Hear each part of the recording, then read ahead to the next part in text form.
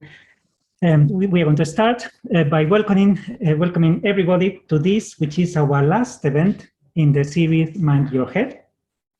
For those who have not been here before, I just want to introduce this event.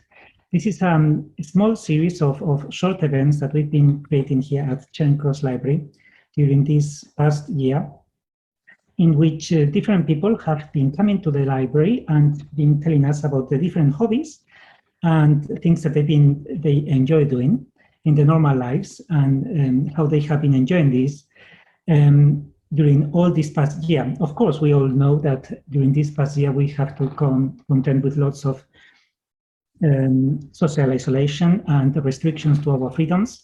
So all these people have to find ways to adapt their hobbies and the things they enjoy doing in order to be able to keep going during this lockdown. And in turn, they found out that these things have helping them to cope with the stresses of this past year. So today we have here Giles, who is going to talk us about his hobby, which is walks. That's why the name of this event, Pub Walks Without the Pubs. And I hope that everyone is going to enjoy this last event tonight. After Giles have been talking about this, there would be time for everybody to put questions to him. So if you have any questions, you can write them in the Q&A throughout the event, and then we are going to put them to him at the end. As well, after the event, you will receive an email in which you would be asked for your feedback. This is very, very important to us. So if you have not attended any other event at this one, please give us your feedback. Or if you've been watching any other events in the series, also give us your feedback about the whole series. So without any further introduction, Giles is going to tell us about his hobby, walking. Okay, thank you very much, HR. And again, thank you for inviting me to Westminster Libraries this evening to talk about one of the things I do, which I enjoy quite a bit, is country walking. And I'll say that I came to London 25 years ago, and immediately upon arriving, some friends where I was working, introduced me to country walks in the UK. And it was quite an amazing experience, also because in this country you can walk in lanes and there's lots of public access and quite a different way of seeing the countryside. And I did that for a number of years with a certain group of friends a number of years ago, but it kind of, like everything, faded away. And it was actually even before the pandemic, speaking to another friend, doing another social thing we used to do, I talked about my old habit of walking, and she pointed out that she was a walker as well. And that encouraged us to, let's start walking together, but also then involve our other friends as well. And then COVID hit, and it's so upended so much of social life and what you were doing and how you were seeing friends. And one of the things we realized is that walking was straightforward, at least in theory, to do. And you didn't have to travel very far, even just to the fringes of London or even within Greater London. And so we really focused in on let's keep our walking group going. And in the early days, it was quite a challenge as the rules kept changing. I think just after COVID, before they put in a lot of the restrictions, at one point we were able to do a walk with about 15 people, which was our largest walk. But then social distancing, bubbles, groups, it got really challenging to actually how many of your friends could you get together and how you could then organize a walk that people felt comfortable getting to and then enjoying over an afternoon and a day. Mm-hmm. And I also find out that during this past year of changing rules and regulations, it's not only difficult for you to cope with the rules, it also was difficult to cope with people who have different ideas of what the rules should be. So how do you manage getting people into a walk which would have different views of what distancing means? Okay. And that kind of thing.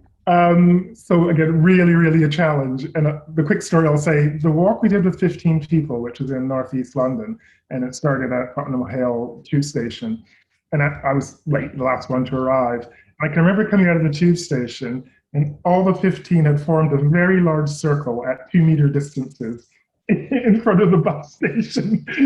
Everyone keeping their distance, and actually everyone didn't know everyone. It was a bit of a strange sight to arrive.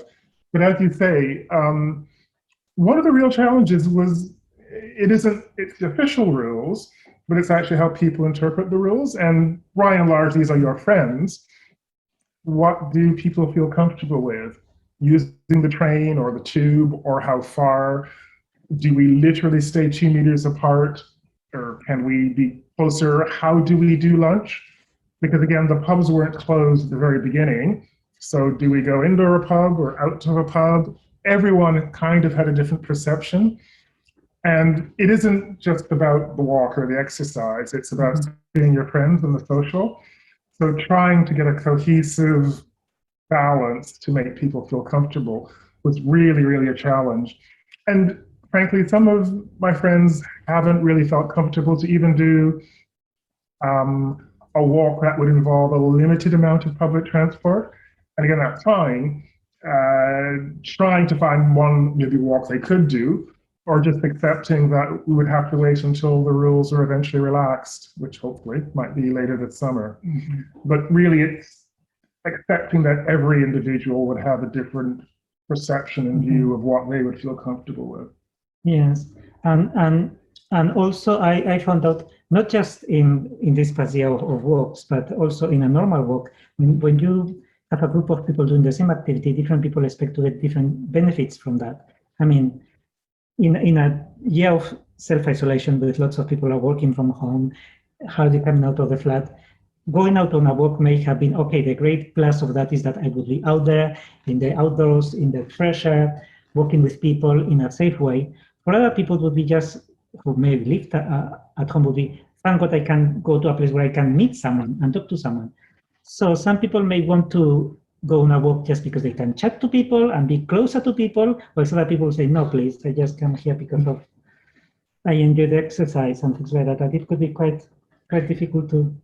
Again, you're quite right. So our walks are fairly lengthy, typically 10 miles to 16 kilometers, because in a sense, we do want them to be long enough that they're actually the physical activity.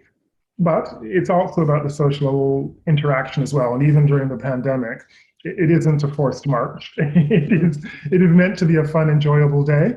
And again, with comparable people, you can have a good conversation, good lunch, however we do lunch, and be out in the fresh air.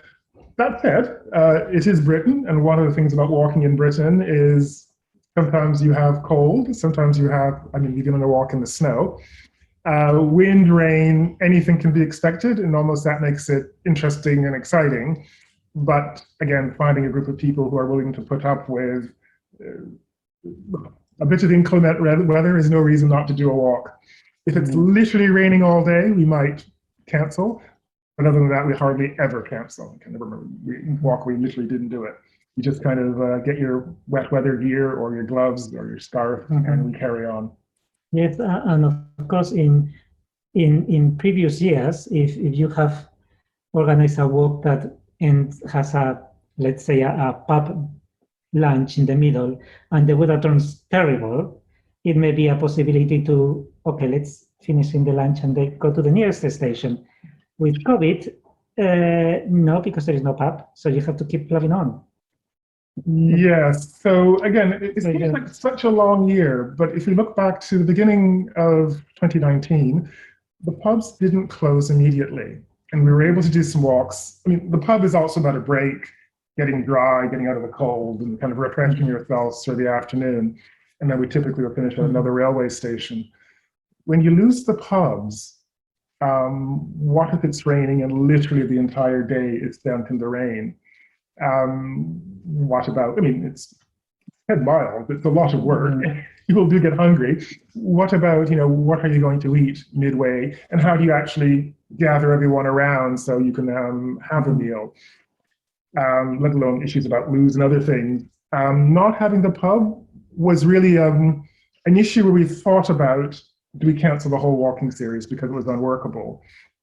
And basically, myself and the group decided we would continue, but bring your own lunch, and ironically, you would often then sit in a pub garden with the pub closed, but at least they may have a bench or somewhere where we could be out of the wind or rain or whatever and still have a comfortable lunch. Not quite the same. Actually, it's often a lot quicker and probably a lot cheaper, but it's kind of the practicalities. If you wanted to keep the walks going, kind of having to be slightly more flexible about how we plan them. The pub lunch is important though, and we're very happy that the pubs have reopened, and again, it gives you a much more comprehensive and slightly more relaxing experience over a day's walking. Yes, and I don't know about,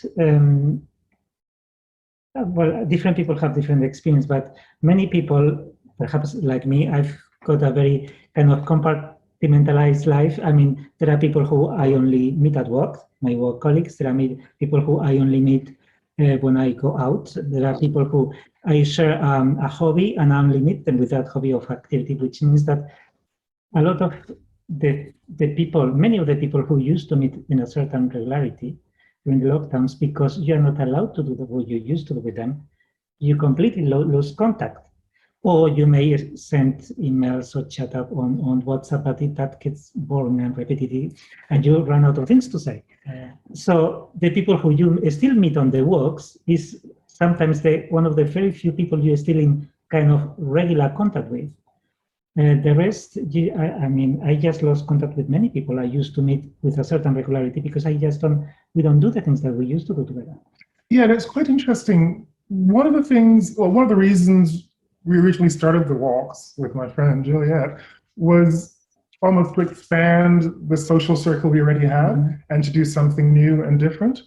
And when all of the COVID stuff kicked off, one of the realizations was this was a way of maintaining that social contact with those group of friends and having something new that was comparable to what we did before, but was a way we could continue to have more regular social contact rather than just kind of WhatsApp group or chats. And as time's gone by, additional people have joined in who, again, like walks or was a friend of a friend. So in a sense, you've transferred a social circle, but actually grown your social circle in different ways as well. And walking is very straightforward in so many ways, relatively easy, but it is, the country walking in Britain, quite a specific task. And again, if you want it to be cohesive and you need the group to get along, it does require quite a bit of thinking of what is a good distance, what kind of pub, not expensive, people's views on food, how much they're willing to pay to travel to a beginning and end point, or how long they want to do. And just to make sure the whole group feels over a day, they've had a cohesive, enjoyable experience, they've all gotten along. And there are also kind of then the issues about if something goes wrong or you get a bit lost or the cow's in the way, a group that kind of doesn't panic, willing to be a little bit flexible of, it's kind of been changed, we've had to do this slightly differently. All that requires thinking about that kind of group where that really works rather well. Certainly, I've had other friends who otherwise organize other kinds of walks where your groups can get too large and almost too unconnected, and then it becomes quite a conflict. It's like a march, like an army march. An army march, and people are doing it because they have to do it rather than they really enjoy it. And certainly from my view, walking should be cohesive, enjoyable, real exercise, and sometimes we have quite large hills and quite rocky territory, but in the end, you felt you've accomplished something, but actually you've also met a group of people in quite a lot of detail and had a meaningful, substantive conversation.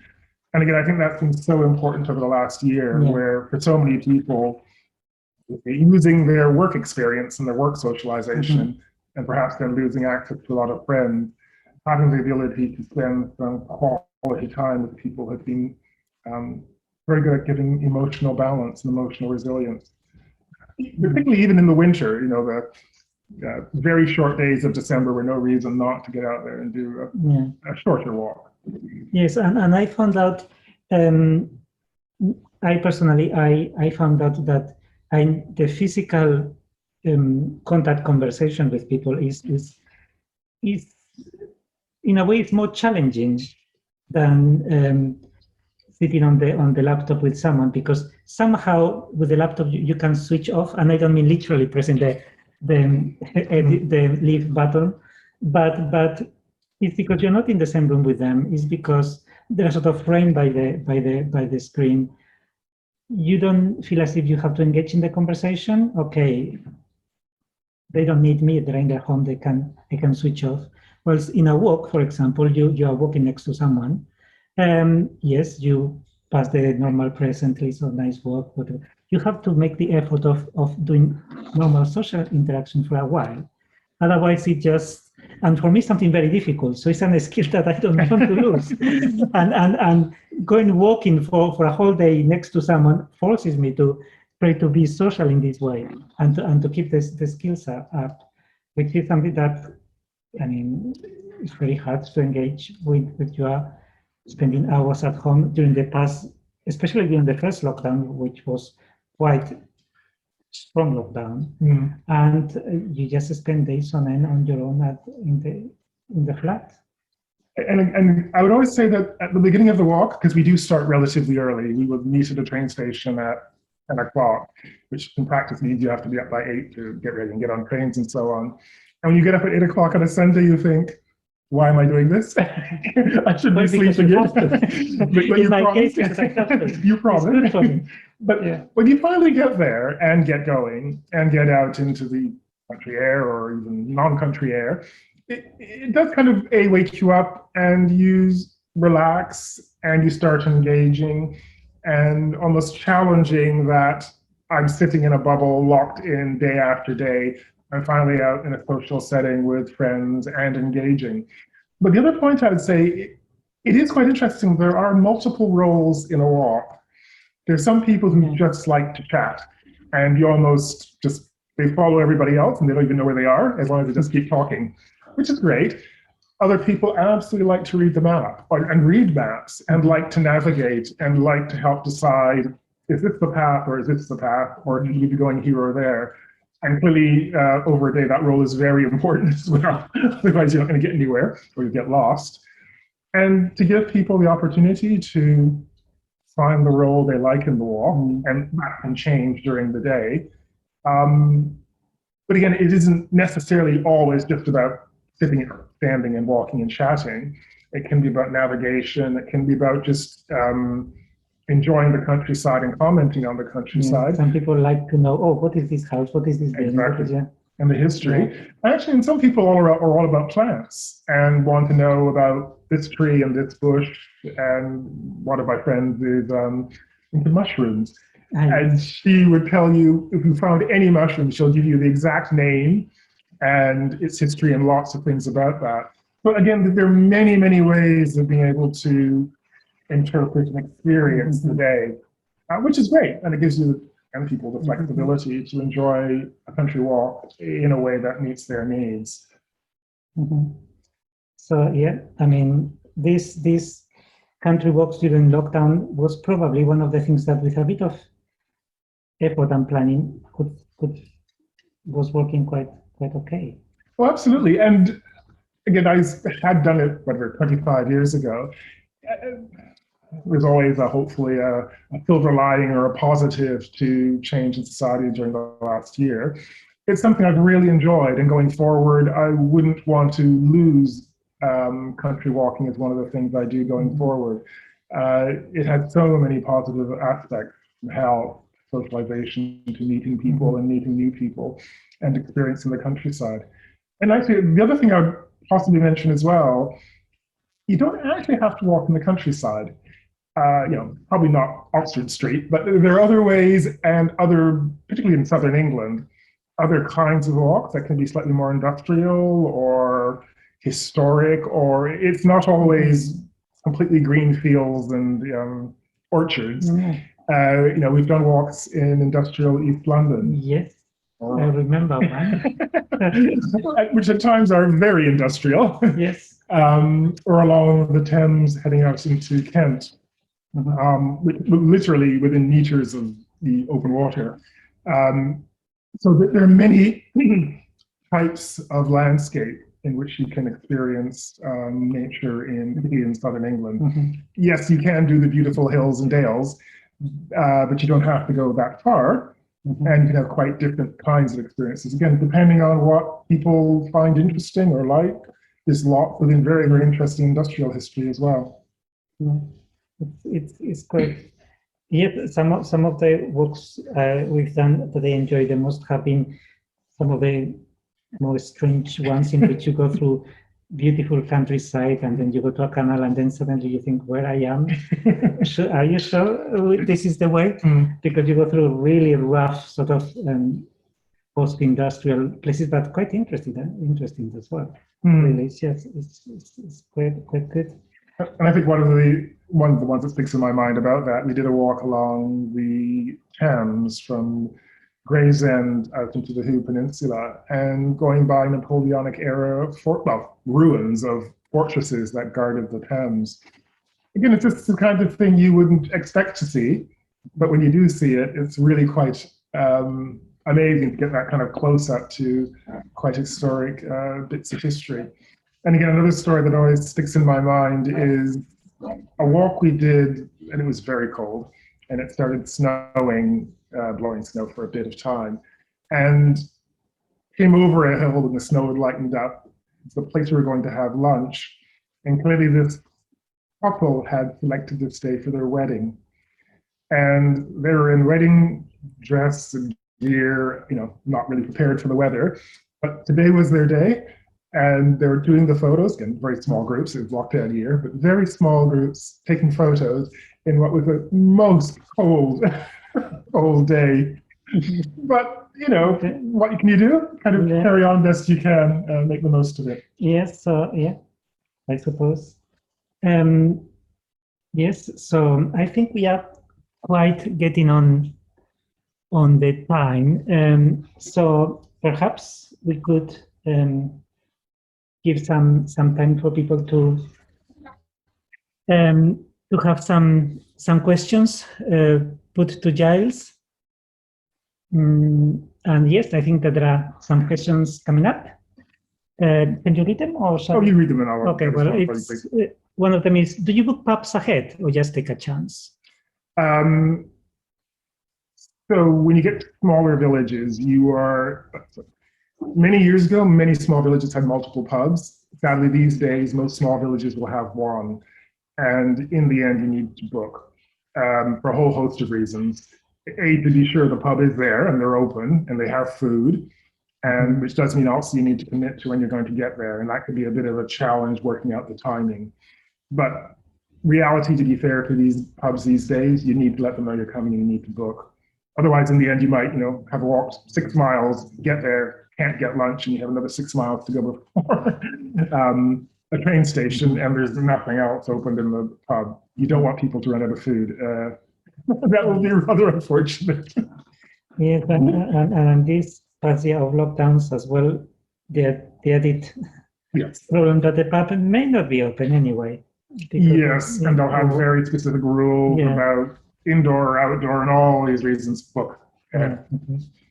Another one is, how do you plan a walk, especially with a large group of friends that probably differ in their ability to do long walks? Okay, so challenge.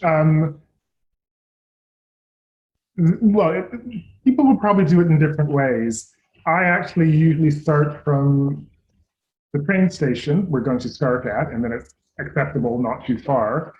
And then, ironically, the most important thing is the pub. Because you need a pub roughly halfway. Even if the pub's going to be closed or was closed, you need that point roughly halfway where you're going to do lunch. Working those two things out can take quite a bit of time, and you can possibly find lots of interesting walks where the train station's in the wrong place and there's no pub in the middle. And if lunch is at 3 o'clock, it's too late. And if lunch is at 10:30, it's too early. It's really got to be 12:30, 1 o'clock. And that takes a lot of about the iterative process to eventually find places where those two things will work. Once you do those two, you can then kind of work your endpoint or start a bit earlier or later, or maybe change your route a bit. But yeah, a starting station, somewhere for lunch are usually the most important things. Also, then trying to make it slightly interesting. Doing a walk that's completely flat all day is going to get rather boring. Or doing a walk with utter hills up and down all day will also get just rather exhausting. Trying to get a bit of a balance in the route and the scenery. And does your group have a name? Actually, no, we don't, actually. Well, actually, that's a very good point and a very interesting point. When we originally started off, we tried not to be too formal and not too regimented. And it's not about we do a walk every monthly Sunday. We wanted it to be slightly organic and to grow and to change and to actually reflect what the group wanted. So I was really keen not to give it a name. And I still would almost resist that. It's almost a group of friends who like walking. Yeah. And that, yeah, the walk will evolve as time goes by. And actually going back to the earlier question, you can have too many people on a walk, where one of the critical things, you can overwhelm a pub with numbers. If 15 people turn up at a pub for lunch and want lunch within an hour, you can simply overwhelm the ability of the pub to feed you quickly enough. So I would argue there's a balanced number of under 10 if you're going to use a pub. If you're going to do a picnic lunch, kind of more flexible, or there are multiple places where you can get food. But the size, keeping it rather natural, organic, friendly, rather than formalized is kind of where I like to have the walks. Yes, yes. And also if a walk with a name, well, it speaks a bit of kind of ownership. Who's the owner of this walk? Who makes the decisions? Exactly. And who should I ask if I can go on the walk or not? I want to make a suggestion. Who should I speak with? It's a bit like this. So, yes. And that's a very good point. Again, I enable the walks. I don't own the walk, and I don't want to own the walk. Anyone in the group can organize one and suggest another one or whatever. It isn't, they're not my walk. There have been people who have joined the walk even without knowing that they're joining our walk. Yes, we had a very dear friend suddenly, well, we didn't even know who she was, ended up, long story, but ended up joining the walk, and we didn't, by mistake, but she actually became a core part of the group because it was nice to have her on board. Some kind of mistaken identity. Indeed. Yeah, okay. Do you have an all-time favorite walk? Oh, very good question.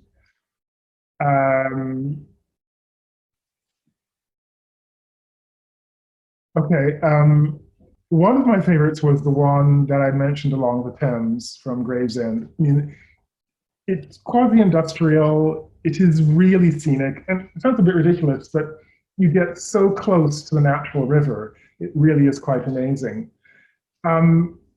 Another walk that I organized somewhere in the lockdown phases, I think last September, was a walk along the North Kent coast from, actually they went through a place called Reculver, which is basically a Roman ruin that has been turned into a church with their remnants of the Roman settlement actually still there. And it's kind of hidden between, as you get to Herne Bay, but it's such an amazing site. And I had cycled there years ago, so I kind of knew the land. But it's such an amazing and beautiful and almost shockingly unusual bit of the coast in Kent. I would still always go back to Reculver and recommend it's one of those places, you know, there's Bath and Upton, all those other places. You should see Reculver as well. Another question, I'd love to share pictures of Giles on those walks. Oh, well, that's a suggestion, actually. Someone is suggesting to share pictures. I don't know if that would be a possibility. We could investigate. Do you expect people to wear appropriate footwear? Okay. Okay, good question. So the walk is going to be 10 miles or 16K, and you're going through muddy fields and uphills and so on. I would say you need to consider it is a lot of work. It's not impossible, not undoable. We're not kind of finding everybody, so there's time to relax, but you need to kind of dress for it is work. And in practice, the footwear, it often rains. It could be windy, it could be cold. And there's a certain responsibility you have to the rest of the group to Yes. carry yourself. Yes. Not have to be carried over, yes. We don't have to carry you.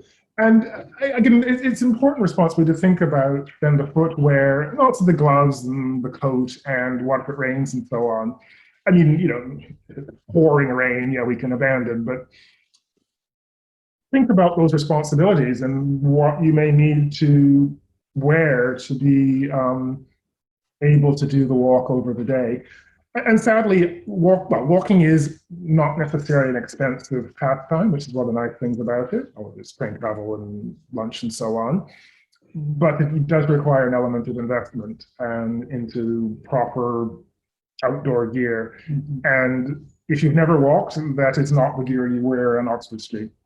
Going to the mall, that won't work. You need to buy the gear that is going to work. And check that your old boots are still in a working order. Indeed, and your coat's not. And they have not well passed by date. You might end up shoeless. Indeed. So it happens. Well, and again, one of the things about walk, things happen, and makes it interesting and dynamic, and everything by no means always goes to plan. Including National Rail staff can advise you the train that was in the schedule. They say it doesn't exist until you see it turn up at the station, have to run and try and catch it. And they say, oh, we forgot, it does exist. So anything can happen, which makes it interesting and fun. Yes, and means that, yes, you have to get on with the people you're working in, because you know that things may not go according to plan, and people they have to take things with a pinch of, of humor. Yes. And when it doesn't go quite right, you can laugh about it and still carry on. Trains that have been cancelled and bus replacement buses, which are probably the greatest evil of working. Oh, yes. A bus replacement train replacement bus, oh no. We did a walk before lockdown where there was a replacement bus service, and actually 2 buses and 2 trains, and it took us probably 3 hours, if not longer, to get to the start of the walk through all of these changes. And many a time we almost abandoned, but luckily by the end we finally decided to go ahead and started, I think, at 11. And it was a lovely day. And one of the interesting things about that walk, and again, a walk that doesn't go as planned, when we got to where we were going for the pub was closed because it was too late. So we had to keep walking, and lunch turned into dinner, because when we finally got to a pub for, quote, lunch, we realized basically it's the end of the walk, and we stayed until early evening to taxi back to the final endpoint to come home. But again, it was memorable and fun, and a very nice early dinner. Yes, and So, for those who have not done walks, be prepared for that. It's safer to stay at home, lockdown, but not as enjoyable. And again, it's a way of expanding the depth of the friends you have, and learning more about them and doing something you can share with them. And yes, and if you're going to get stuck with a friend in a pickle, it's better to be stuck in some station in Kent than in Mumbai. That would be a bit. And positively. Or in a desert in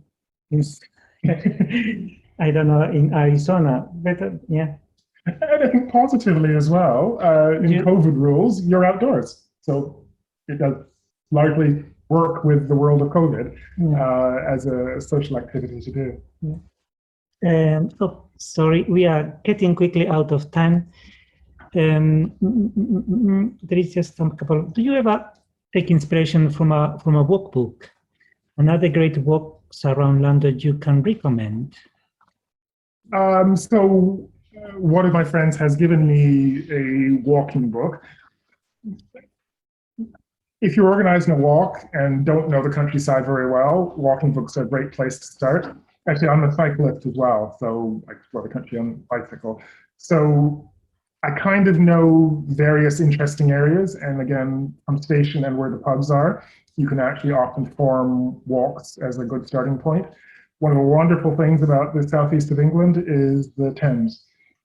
From Dartford to Oxford, there's always a walk along the Thames, and you can always form that into a day's walking and know you'll get some very nice trails and interests along walking apart any section of the Thames. And do you ever think about hiring a guide to take away the arrow of organizing? No, basically. So I'm cheating. Well, it's a bit. Yeah, it is cheating. You're quite right.